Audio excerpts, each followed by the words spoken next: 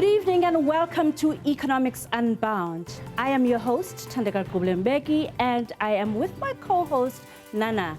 And today we zero in on the economic basis of social unrest. Societies that have serious economic issues like high unemployment and poverty can result in unrest and violence.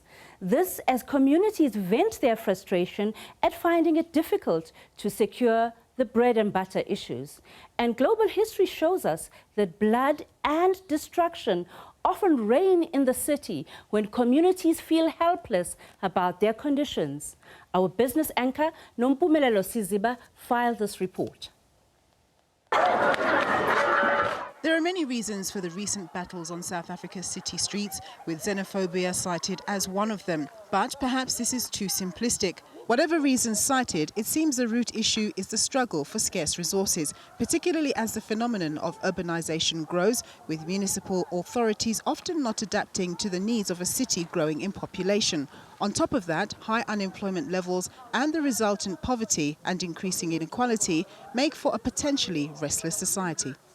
If we look back to history, the French Revolution in 1789 saw a revolt against the monarchy, with its royal members executed. Following 7 years of war and the American Revolutionary War, the autocratic French government, which was deeply in debt, tried to levy unpopular taxes on the public. These were regressive in nature and caused real suffering and desperation for survival among the public, creating serious tensions between the working class and privileged classes. Fast forward to more recent history, the Arab Spring, which was a series of anti-government protests which saw uprisings and armed rebellion. This spread from Tunisia, where it started, across North Africa and the Middle East in the early 2010s.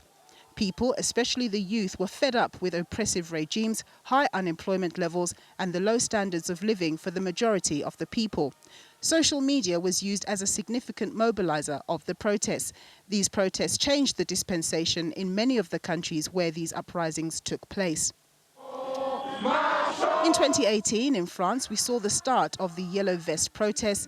This arose from French motorists and extended to other people who were protesting against the higher fuel taxes and the generally higher cost of living. The protests were extremely violent in many instances, with clashes seen between the protesters and police. The bottom line is that at the base of all these protests and uprisings are bread and butter issues. Once people's access to basics are under threat, social rampage becomes a serious possibility. And with South Africa's high unemployment levels, especially youth unemployment of plus 55%, growing poverty and inequality, and material economic growth looking elusive for now, the country's social balance will likely remain fragile. Nompumelelo Siziba, SABC News. Now, these issues of rising poverty, rising unemployment, rising fuel prices and plunging domestic incomes have been cited as perhaps contributory factors in the recent unrest in our country. There is this thing, Nana, and it is called the Social Unrest Index. And it was established by the ILO, and that's the International Labour Organization. Now, in its 2013 World of Work report, the ILO said that repairing the economic and social fabric is of great necessity. And if we do not do so, we risk a rise in social unrest. Now, the Social Unrest Index is a composite indicator which provides a reflection of national social health. Hey, Tans. I understand that the Gallup World Poll survey related to the respondents' confidence in government, standard of living, personal freedoms, job opportunities, and access to the internet. But where does South Africa stand on the Social Unrest Index? The ILO says if the world's political leaders do not address the issue, social unrest will increase. Now, as attacks on immigrants and immigrant businesses in the city of Johannesburg flared up sporadically and without warning in the past weeks, there are fears that the impact on South Africa's economic heartland could be devastating. Now, my colleague Liabo Setu filed this report. Johannesburg is the largest single metropolitan contributor to the national economic product. The city's contribution to the national economy is almost 16%, while it is 40% to the Gauteng province. Every day, Africans arrive to the economic hub that is Johannesburg. With them, they bring hope that this country would present better opportunities than what they would have left back home. When we come here, we just come to work, not to do anything else, because it's not easy to get to be like in our home. Is too much problem. Then you can't survive that. I came to South Africa 2012, which is almost 7 years now. I actually came for a visit, but when I came, I found the country so lovely. It was very peaceful, so I decided to set up a business. Over the past couple of days, foreign-owned businesses have been the target during the violence that broke out. Think tanks and commentators are divided on whether the attacks are being driven by pure lawlessness or xenophobia. Since then, businesses have been forced to shut down, fearing for their safety, and the result, a compromised economic activity in the city. We condemn any action against legitimate businesses, but we call on foreign nationals to be able to point out those few individuals who are operating illegal businesses in the country. Local businesses have previously bemoaned the infiltration of foreign shops in the city. They feel the local playing field is not level. But for businesses to remain in the game, that is in the hands of the consumer. They decide where they want to spend their money. We just want to give them nice things and fair things for their respect. We don't want to fight with them. We want to stay nice with them. We respecting each other, things like that. As an individual, you might not be able to afford the full lorry of a goods, but when these people team up together, they can afford and buy it, and they can sell it even at a cheaper rate than every other big shop out there. Soweto Business Access says if local government plans are anything to go by, local businesses will be stimulated, enabling them to compete fairly. We will be launching a collective buying program called RRK, Reka Rekisa Kasi, which wants to make sure that we mobilize all the buying power, not only of small businesses, but also of government, so that through that information, we are then able to talk to manufacturing of products in the township. With uncertainty and fear still palpable, Felix and Rafik say should the attacks intensify, they'll be forced to withdraw from participating and contributing to the local economy. And as bad as things may be back home, they'll be left with no choice but to pack their bags and hit the road. Diabo Seto, SABC News, Johannesburg. Now, SABC news journalist Nozintombi Mia also spoke to business owners. Well, a very good afternoon to you. We are here in Maboneng, where eyewitnesses say they saw on Sunday afternoon a group of men make their way down the streets here in Maboneng and targeting the stores and looting the stores along this precinct here in Maboneng. And one of the stores that were looted is the one we're standing right in front of. It's called Luffy D. And we speak to the owner, Luffy Koza. Thank you so much for joining me. What happened yesterday? What did you find out? Okay, thank you so much for having me. Basically, yesterday I got a call while I was doing a photo shoot here in town. I got a call from one of my employees informing me that I need to rush here because one of my neighbors actually called them to say, you need to call your owner, there's looting happening here in Maboneng. And I came here while the action was still happening, actually.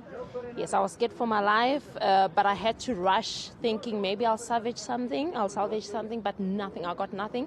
When I got here, I basically just saw a few men that were still around, just passing by and threatening us and saying that they will show us what vandalism is. And yeah, I got here and my store was empty. It must have been extremely nerve-wracking and fear-inducing.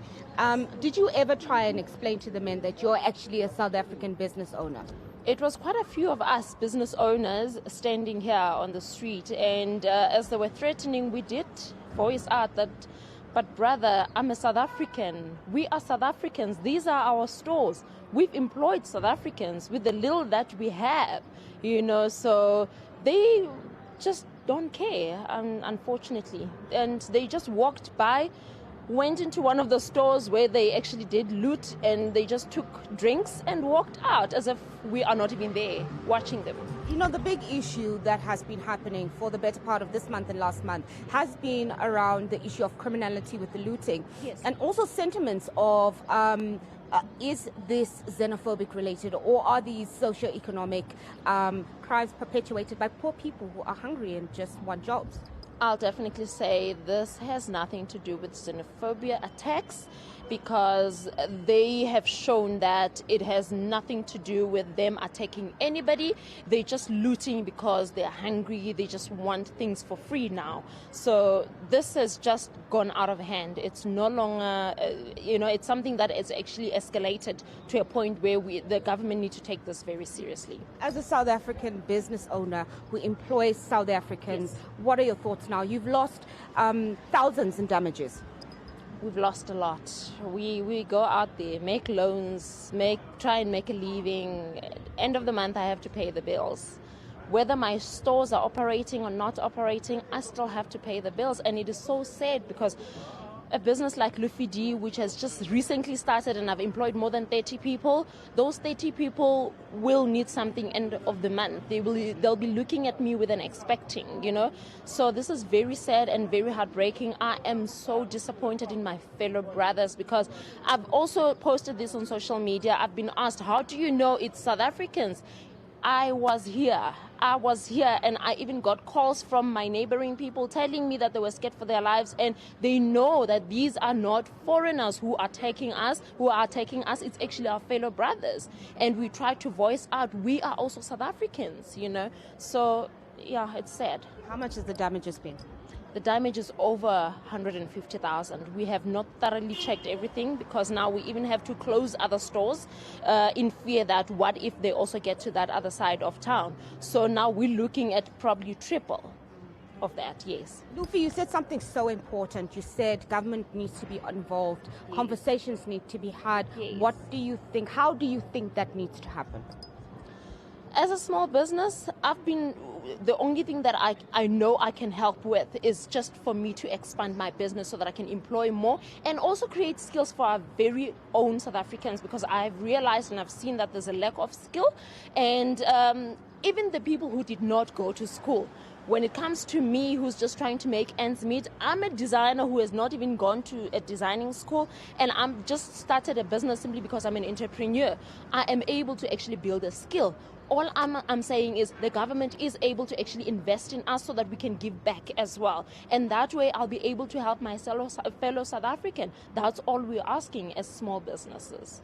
Thank you so much. Thank you so much. Luffy Khoza, small business owner, designer, who is heartbroken, gutted. Her store was looted on Sunday. She's lost stock to the value of over 100,000 rand. It's a really difficult situation. The element of criminality seems to have taken over the issue that a lot of poor South Africans have been fighting over socioeconomic issues, and police are really struggling to get a grip and a handle on who the perpetrators are and whether they are outside forces or individual forces that are trying to create some sort of disorder and chaos with targeting store owners. And it's not just foreign national store owners, it's also South African businesses that are really feeling the pinch with the recent spate of violence and looting. With that, it's back to you in the studio. We will be back with you after this short break. Stay with us.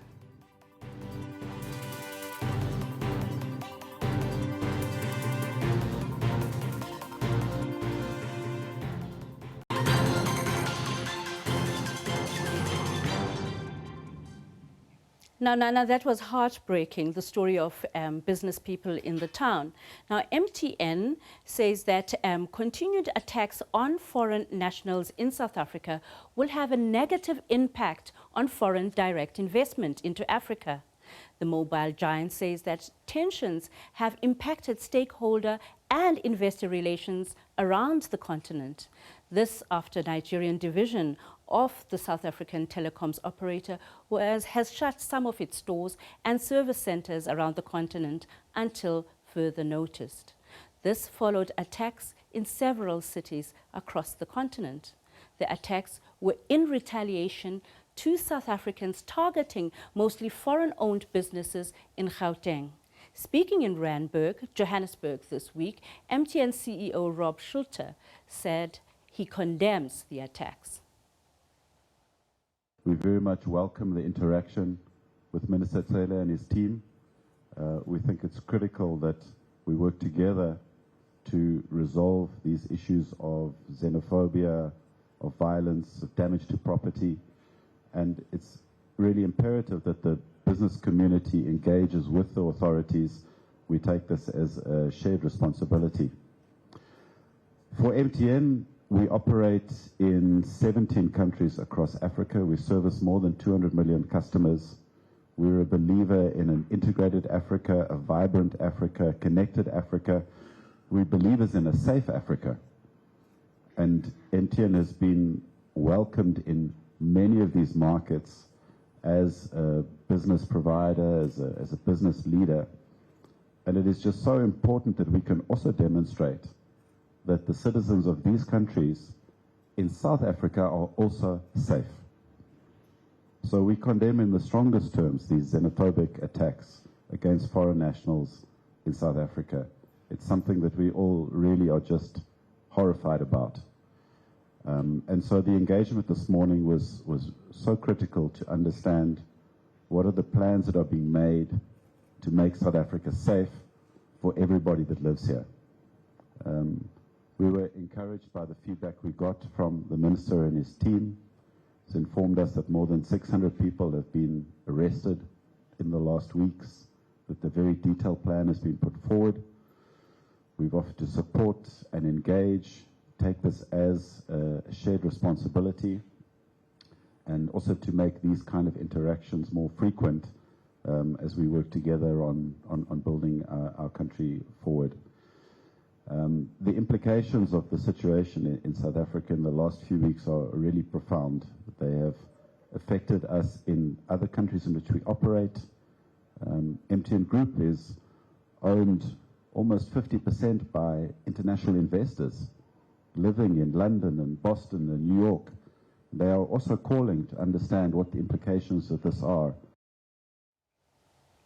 Now, the South African Chamber of Commerce and Industry says that the recent violence has seriously affected the free flow of goods on the continent. The Chamber says that it is working closely with the security and economic clusters of government to restore trade relations with other countries. For more on this, we are joined now on Skype by Advocate Mthoko Xulu, who is the president of the South African Chamber of Commerce and Industry. Hello, Advocate. How are you? Good evening, ma'am. I'm well. How are you? I'm well, thank you. I'm a little concerned. It seems that South Africa needs to look at both poles of this issue, both the economic causalities of social unrest as well as the economic impact of social unrest. Would you not say so, Advocate? Yes, no, certainly. We are concerned with actually the economic impact of this unrest, but also the security aspect of it. And that was in the spirit that we entered the discussion on Monday with the Minister of Police. But to say, let us first arrest. But Advocate, sorry to interrupt you, but before we can actually talk about the impact of social unrest, shouldn't we begin as a society to address the economic causes of social unrest, like what the ILO says, that things like unemployment, poverty rising, and low domestic incomes across the board, affecting mainly the poor and a lot of women, because there's been a gender aspect to these struggles that have been waged in the last few days. Shouldn't we then look at the causes, or else we'll just be dealing with the issue cosmetically if we only look at the impacts? Yes, we as business are concerned about the causes. It does not suit us that we have, such levels of inequality, the unacceptable levels of unemployment and the poverty that we have and we see in our country. It is something that we as a business are committed to eradicating, And that's why, as an organization, we pride ourselves that we represent the interests of small business and big business.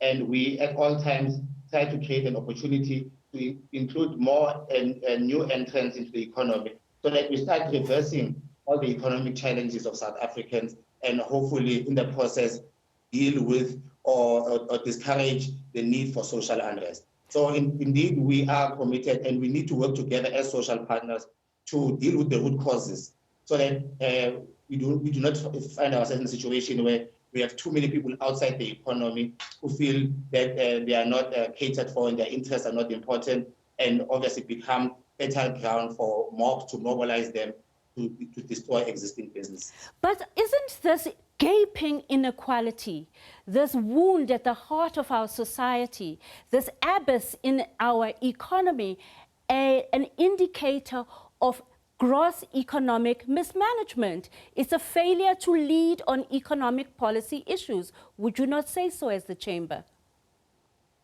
We as a Chamber, we've always maintained that we will only be able to deal with the challenges of this country if we implement the policies.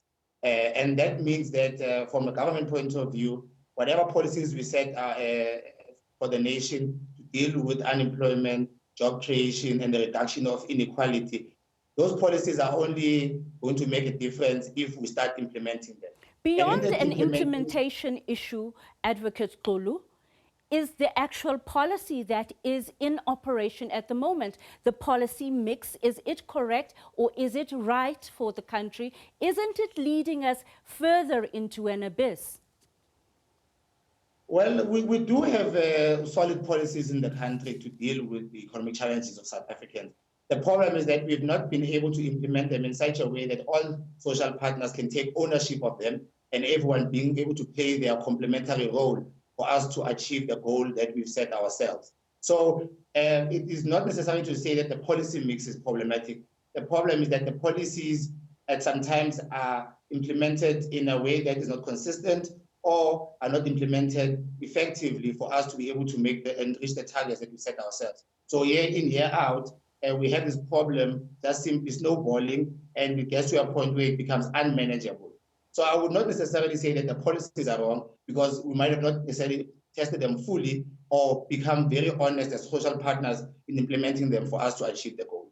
Now let's talk about the impact side, which you had begun to address. You were telling us that you are in discussions with the minister about how to deal with these issues going forward. Could you share a little bit more about those interactions?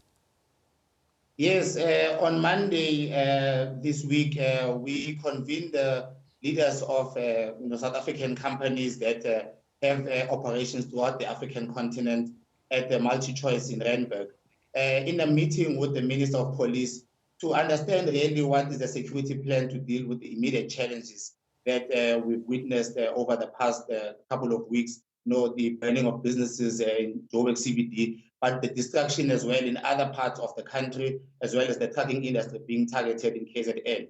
And the plan that we were able to witness in the ministers' meeting was that we got a sense that there was plans afoot that are being implemented to deal with the immediate challenges. But we also made a commitment that some of the challenges long-term will need us to work closely with other ministries to also deal with the socio-economic challenges of the country, so that we don't just react when these unrest crop up, but rather have a proactive way of dealing with the situation and being able to bring together all social partners and all our communities into active economic reality. And I would imagine that the Chamber would be seeking to speak to the economic cluster of ministers as well, given that you may have seen a clip that we played earlier that historically, whether you look at the French Revolution, whether you look at the Arab Spring, which was brought about by high levels of youth unemployment, or whether you look at when London went burning, it's often due to low economic benefits for the poor. So I hope that you will be having some fruitful meetings with the economic cluster. Do you have that on your plans soon? We have that on our plans. We have standing channels of engagement with all ministers in the economic cluster, but also, we have reached out to the heads of the economic development departments in the provinces to find a way of working together to really deal with the situation, because we are in a crisis. I mean, the levels of unemployment, the levels of inequality, it's not sustainable, and it's really going to cause a problem. And we as a business are very concerned, because we can't have too many people outside the economy. We need more and more people inside the economy being productive, but also after productivity, creating wealth and being able to participate in the consumption economy, because we need that entire ecosystem to work. So yes, we do maintain strong relationships with the economic cluster, with the formal structures that we as organized business have, but also directly with the various ministries and the provincial governments. What about your relationship with the organizations and the grassroots institutions of poor people in this country? Do you have any relationships, or will you be reaching out? We fortunately, the organizations for unemployed youth and so on. We fortunately, one thing that makes us fairly unique as a chamber is that our members are chambers that are located in various towns and cities throughout the country. So at grassroots level, we will find that all our chambers have ongoing engagement with local stakeholders, which will include, unemployed structures, which will include business formations at that level, and also local economic development practitioners. So we fortunately have that relationship ongoing, and throughout our chambers, we are able to get that feedback and ultimately get consolidated through our representation of business at network level, where even social partners at national level are part of the conversation. Now, what's the mood among your members? Do they have a sense of despair and despondency about what has happened? Or do they feel that we as a people, working with others, we can get on top of this? What is the general mood among your members? Our members are concerned by the fact that, such levels of destruction can take place in the country, and the fact that, at any time, we do have certain attacks on businesses and people. We are very concerned in that regard. But we are a patriotic organization, and we are productive and progressive in the way that we do our work. So we do contribute in any initiative that will help us to deal with the situation, because we remain committed to the South African economy, and we remain committed to the African economy. We are concerned that destruction can take place, but we are equally committed to finding solutions that will deal with the need for people to uprise against businesses and professionals from all walks of life. Now let's talk about immediate practical solutions. We saw a clip earlier of a young designer who's got a shop in the center of Johannesburg. She is gutted and she's devastated to have lost everything. What would your advice to small business people like her be? What must they do tomorrow to pick up where they pick up their lives that are really, really destroyed at the moment? That is the most heartbreaking part of these kinds of distractions, because these smaller businesses do not have the resources to be able to pick up overnight and rebuild. Because some of them, actually I had that clip, some of them depend on whatever they have in the store at that moment. So it's going to be very difficult for small businesses. And I think we should not expect them to also play security while actually their core business is to run their businesses, innovate and grow their market. So to the extent that we discuss the security of small businesses, I think we really need to flex the state power that we have. The security architecture of society must protect small businesses, because small businesses do not have the resources to protect themselves.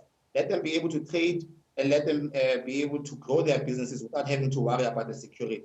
So the immediate plan that we will encourage is that we would love security organizations, and whether it's Metro Police or national SAPS, to really protect and understand that an attack on SMEs and small businesses is sabotage the South African economy. So we should not necessarily shift the blame and say SMEs must see to finish.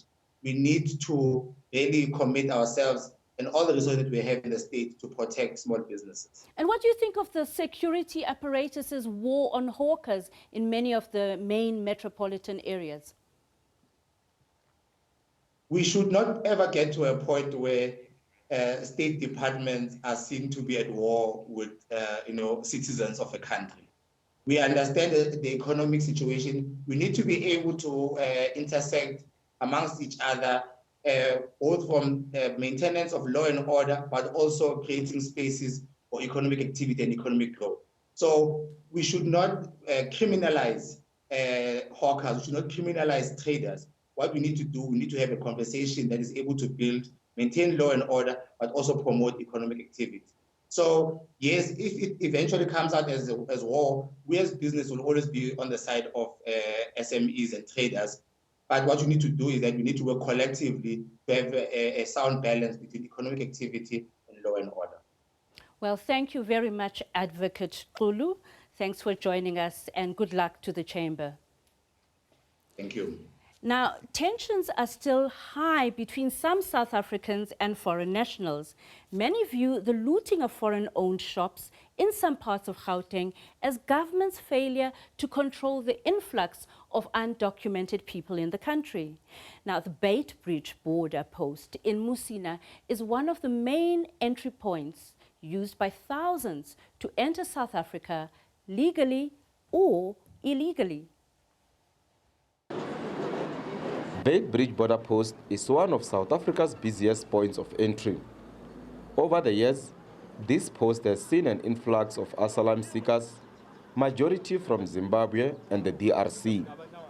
Musina Business Chamber says this influx came with its share of challenges. We've seen, a spike in crime, to be honest.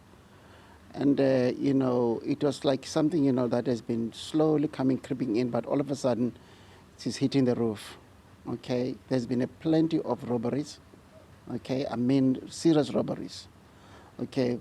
Business robberies. And, of course, that, has tended to go into house breaking, burglaries, and also shop, your pocket, lifting and all that, mugging and all that, which is a problem. The most worrying factor is this borderline because the fence is porous with very limited control. The minimal visibility of soldiers gives space for free movement, counterfeit goods including stolen vehicles that passes through this spot. Farmers along the border are also vulnerable. They have endured spate of robberies and now the business fraternity wants swift intervention. But it seems as if, our law systems have fallen apart. Monitoring systems are falling apart. The border, I'm sure you've seen what, in terms of the fence, if you can go around the border entrance, you'll see the fence. But just continue along the fence to Maroi, to Malale, to Madimbo area, all that Masisi area. The fences, there's no fence. People are just walking through there. Animals and people are just crossing over the border into South Africa as if nothing has happened. And you ask yourself, do we need the borders? But we need the borders because we need to monitor, what type of people do we have. The situation remains calm in and around this area, but the porous border remains a cause for concern. The very long stretch of the border lacks adequate fencing. This piece is part of the border fence that was erected in the past to separate South Africa from Zimbabwe. Unfortunately, the fence has been flattened, making a leeway for Zimbabweans and other foreigners to access South Africa with ease. As you can see, we are moving from no man's land back into South Africa with ease. That's how easy it is for foreigners to come into South Africa without being noticed. Mike Maringa, SABC News, Beitbridge borderline.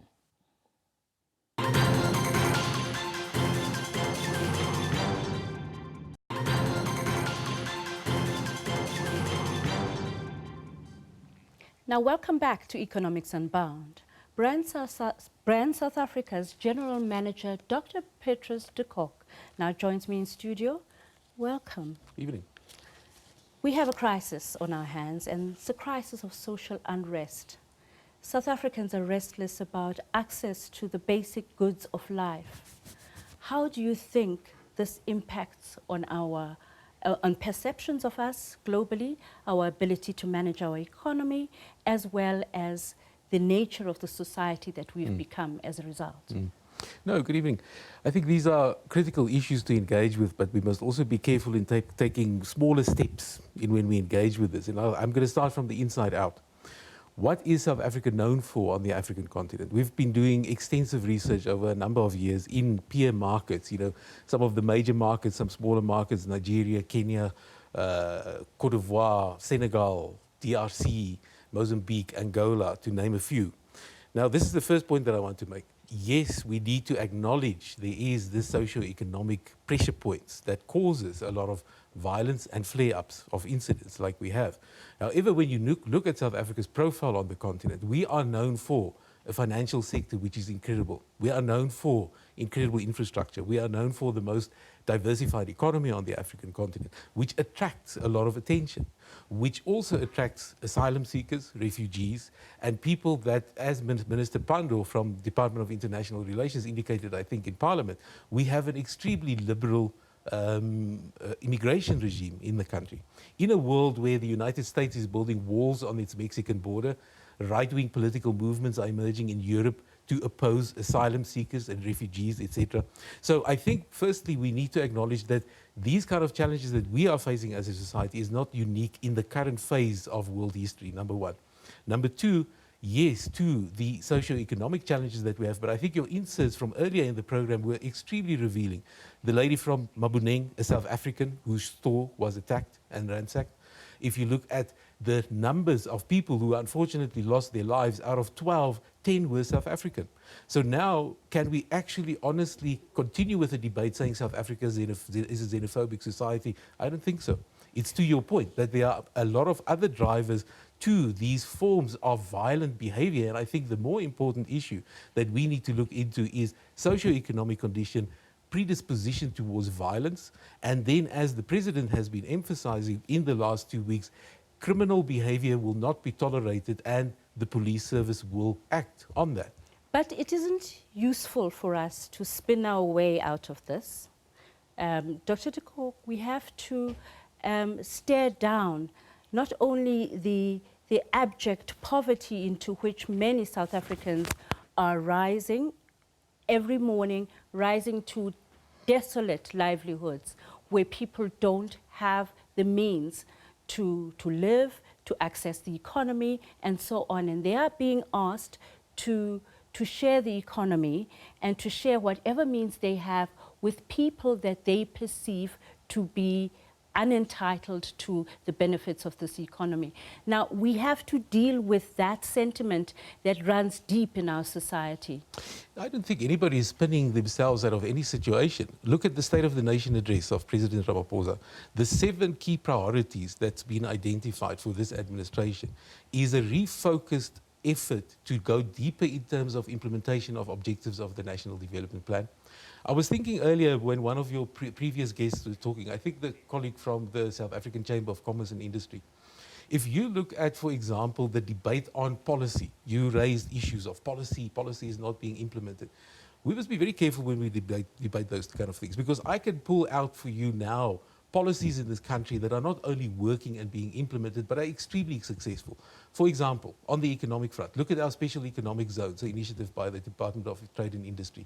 Our special economic zones are globally recognized for attractiveness of locating business here, and also the direct impact it has on employment, skills development of people in this country. Doctor, I see rising youth unemployment, an alarmingly high unemployment rate in the black community, over 51%, and a large pool of people unemployed. You know, when Greece went through its own crisis of unemployment, the figures were never this alarming. And that led to marches and social unrest throughout the nations that became known as the pigs. And that led to a lot of rethinking of economic policy. But we are still committed to this path that is bringing us no benefits, rising poverty levels and the disappointing education situation. No, but so look, I think we the are social benefits for South Africans are diminishing. No, look, I think we all acknowledge that as a major challenge in our society. But number one, I think we also need to acknowledge government is not the only one to solve that challenge of unemployment and developing a society. And also, I think, is how do we then engage not just with questions of xenophobia, violence in our society, but also how do we engage with social cohesion? How do we integrate just ourselves as South Africans in a post-apartheid regime? When Minister Pandor, to quote her again, she referred to apartheid, and then suddenly on social media people were just calling her names and whatever. How can you refer to apartheid? It's a reality. It's a reality that we need to fix our own history while our communities are exposed to these kind of challenges. But we need to acknowledge the fact as South Africans, if there are certain things that we say we do not accept, if we do not accept racist behavior, if we do not accept public displays of the old flag as, for example, an indication of hate speech, for example, then we can also, as South Africans, as a democratic society, say we do not condone any form of ransacking of business, number one, any form of mobs that invade streets and go and vandalize people's property. We can do that.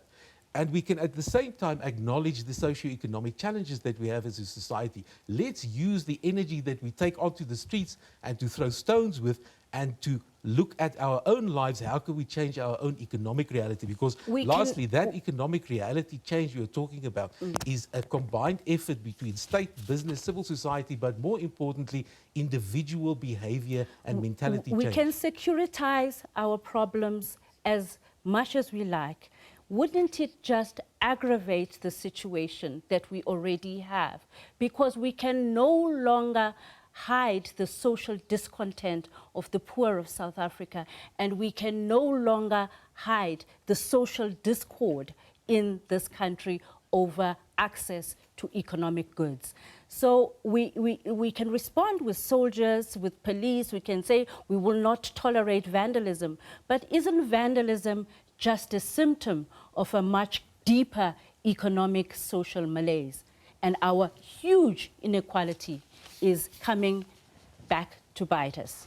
Look, I won't go so far as to say it's being securitized, because I do think if you look at the spectrum of interventions in the South African society, from anything from the percentage of GDP invested in education in the society, all the way through to the social security grants that how many millions of South Africans receive. Those are all efforts at dealing exactly with the problem that you say. So you're telling me that the social response and the official response of our government is adequate and appropriate? I would say in dealing with the immediate issues we've had in the last few weeks, definitely so. But the deeper challenge that you keep on referring to goes much further than government and government behavior and government policy. It speaks to you and me as South Africans. How are we oriented to our neighbor, number one? Do we respect any other person's rights and property, regardless of your economic station in life? There are societies on this continent that have far worse conflict, that actually live in war situations. You understand what I mean? Where you have still a dynamic of respect. We are the most unequal society in the world. Our Gini coefficient trumps that of many African countries. So while you may have a country like Senegal, for example, which has a very peaceful, socially cohesive environment and a more homogeneous society, of course, and a more and less diversity religion-wise, because they're predominantly Muslim, and higher poverty levels than us, but at the same time they don't have the kinds of inequality and pernicious inequality that we have. I think we must be careful. If you really do an assessment of human condition on this continent, part of the drivers for refugees coming to South Africa, asylum seekers coming to this country, is because of political, social and environmental conditions on this continent that we cannot control. The state in this country cannot control those kind of conditions that push people towards us. That's very important, number one. Number two, yes, we acknowledge inequality. Yes, we acknowledge those kind of conditions, but that is still not an excuse for this kind of behavior. No, What I'm saying as a society, in terms of mentality and managing our reputation as a society, we must take a big lesson from ourselves and say, but can we actually allow a small micro percentage of our population that engage in this kind of behavior to do incredible damage to a country? That is, for example, it varies by year. We typically the 3rd to the 6th largest source of foreign direct investment in the whole African economy. Now that tells you a story about how important the African continent is and development on the African continent is for peace and security. From the time of Nelson Mandela all the way through to now, there's a golden thread that runs through this country's foreign policy, in particular on the African continent. And that is that, can I just conclude? And that is that peace and security in our neighboring countries ensures human development, which takes a lot of pressure off not just South Africa, by the way. Because if you look at patterns of migration, who are the targets? Kenya, Tanzania, Nigeria, Ghana. Those are also countries that have their own unique social dynamics and problems when it comes to managing movement of people across borders. Now, we're also moving into an incredibly critical year where the President will be chairing the African Union, as well as the Continental Free Trade Area Agreement will come into effect next year. So as South Africans, I think we really need to wake up to, number one, our behavior. Number two, our exposure to the continent is not a luxury, it's an absolute necessity for the future. But we can speak about all of these things, including chairing various fora that are going to facilitate trade on this continent. But how do you speak about a good South African image without addressing the 70% youth unemployment levels? You have to talk about what is good about this country to help solve that. Because by saying we've got these problems, you are also not talking about the incredible capabilities in this nation, in this economy, in its technology, in its people. Then you're not talking about that. Then you're not also looking at the potential that that has to help us solve those problems. And it is happening as we speak. So what I'm trying to say is we're 25 years into a democratic regime. The development of a society is a project of centuries and generations. So yes, we have those kind of challenges. And yes, it leads us into very dark corners where we do not want to be. However, I'm going to come back to the point that I keep on making. We need to look in the mirror as South Africans. Why are we so violent? Why do we tolerate certain kind of behaviors in our homes sometimes? And how does that then ultimately impact on the bigger picture of how we behave in the street and how we are perceived as a nation out there? Those are very critical issues. So tell me, to address this look in the mirror, are you inviting key organs of civil society as Brown South Africa to interrogate and look into the soul of South Africa, the soul of South Africanness in your response to this? Yes. Or are you just going to concentrate on spinning the good side of South Africa rather than engaging we have with to look at the good, the bad, and the ugly, the warts and all. We have to look at that whole picture. What plans whether do you it's have ugly in place? or not. No, there's ongoing work that we do as an organization to understand those dynamics. But a plan specifically to address the social crisis that has presented itself and erupted. What are your planned responses to this? What engagements will you be embarking on with critical parts of our society to have the dialogue that you talk about and the navel gazing exercise that is so overdue? What are the plans? Don't ask me what we will be doing, ask me what we have been doing. Because in our organization and the manner in which we engage with South African society, firstly, we find through our research that, which is a good thing, that when it comes to South Africans identifying themselves... So you'll be doing what you've always been doing, so it's business as usual? No, it's not. That's not the case. But please let me conclude my thought. What we have been doing is developing a tremendous amount of insight on the identity dynamics in South African society. Interestingly enough, if you ask South Africans, who are you? How do you identify yourself? I'm a South African as well as I'm an African comes neck and neck in terms of, I think about 70% of the population would describe themselves like that, which is incredibly important because we have to stop this thing of I'm going to Mozambique, I'm going to Africa. It starts with that kind of perception that South Africa is somehow apart from, and that comes from ourselves. It doesn't come from the outside. That's number one.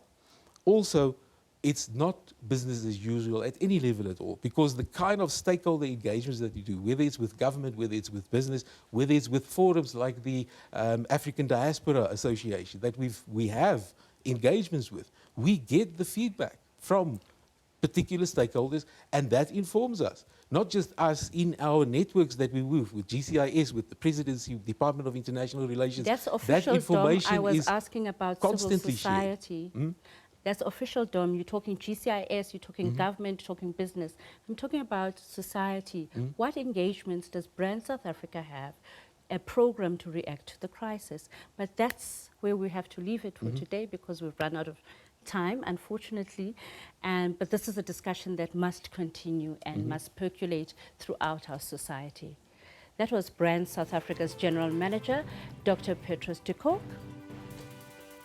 And that's where we have to leave it for tonight. Thank you for joining us. Till next week, cheerio.